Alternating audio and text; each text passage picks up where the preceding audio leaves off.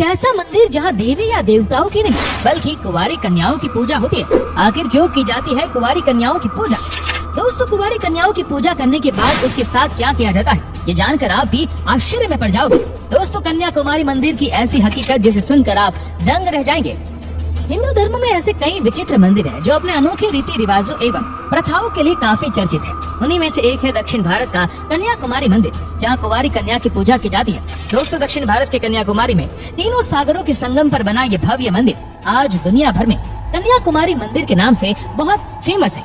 कहा जाता है कि पत्थरों से निर्मित यह मंदिर तकरीबन 3000 साल पुराना है। इसे महर्षि परशुराम के आदेश पर देवताओं के वास्तु शिल्पकार विश्वकर्मा जी ने बनवाया था। पौराणिक कथा के अनुसार असुर राज महाबली के पुत्र बाणासुर ने घोर तपस्या करके भगवान शिव को प्रसन्न किया था और उनसे वरदान में अमरता का वरदान मांगा था, परंतु अमरता का वरदान प्रकृति के विरुद्ध था।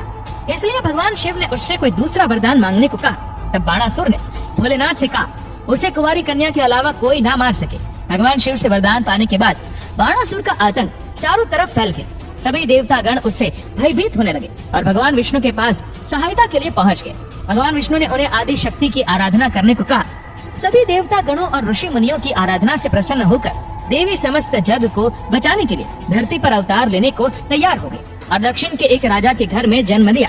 परंतु कुंवारी कन्या के अवतरित होने के बाद भी देवी पार्वती का शिव जी के बिना मन नहीं लग रहा था। ऐसे में उन्होंने शिव जी से विवाह करने के लिए घनघोर तपस्या की, जिससे प्रसन्न होकर शिव जी उनसे शादी करने के लिए राजी हो जाते हैं।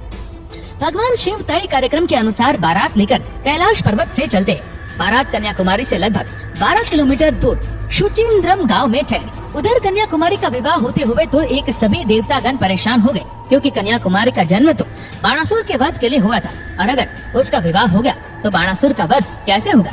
पहले तो उन्होंने देवी को समझाने का बहुत प्रयास किया, लेकिन जब देवी नहीं मानी तो मजबूरन उन्हें छल का रास्ता अपनाना पड़ा। असल में विवाह का समय ब्रह्म मुहूर्त पर रखा गया था, लेकिन नारद जी ने आधी रात को मुर्गे का रूप धारण करके बांग दे दी, जिससे शिव जी को लगा कि सुबह हो गई और अब मुहूर्त पर मंडप तक नहीं पहुंच पाएंगे। इसलिए वो बारात लेकर कैलाश पर्वत वापस लौट गए।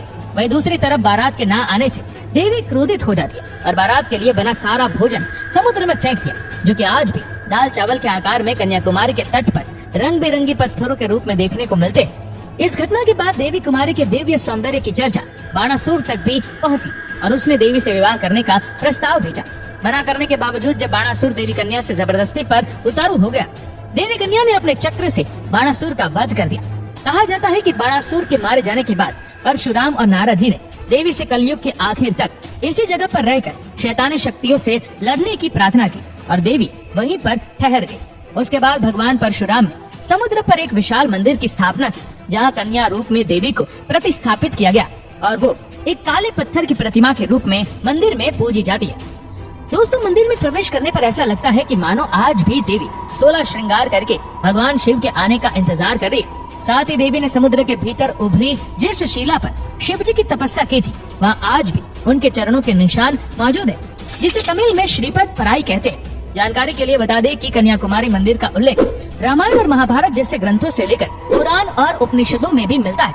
वहीं इस मंदिर से जुड़ी एक अन्य मान्यता के अनुसार इस धाम को देवी के 51 शक्ति पीठों में से एक जाना जाता है। दोस्तों, कहा जाता है कि ब्रह्मपुत्र राजा दक्ष प्रजापति ने भगवान शिव को अपमानित करने के उद्देश्य से यज्ञ का आयोजन किया था, जहां अपने पति का अपमान देखकर देवी सती ने उसी में अपनी जान की आहुति दे दी, जिसके बाद क्रोधित शिव उनका शव लेकर धरती पर विचरण करने लगे। तभी भगवान शिव का क्रोध शांत करने के लिए विष्णु जी ने सुदर्शन चक्र चलाकर माता सती के शरीर के 51 टुकड़े कर दिए थे, ताकि देवी सती का शरीर भगवान शिव के सामने से ओझल हो जाए और उनका गुस्सा शांत हो जाए। ऐसे में देवी सती का अंग काट कर जहाँ जहाँ गिरा वहाँ पर सभी जगह शक्तिपीठ बनते चले गए। दोस्तों, माना जाता है कि कन्याकुमारी में देवी सती की रीढ़ और कुंडलिनी गिरी थी, जिसके चलते यह जगह अध्यात्म की दृष्टि से भी काफी महत्वपूर्ण मानी जाती है।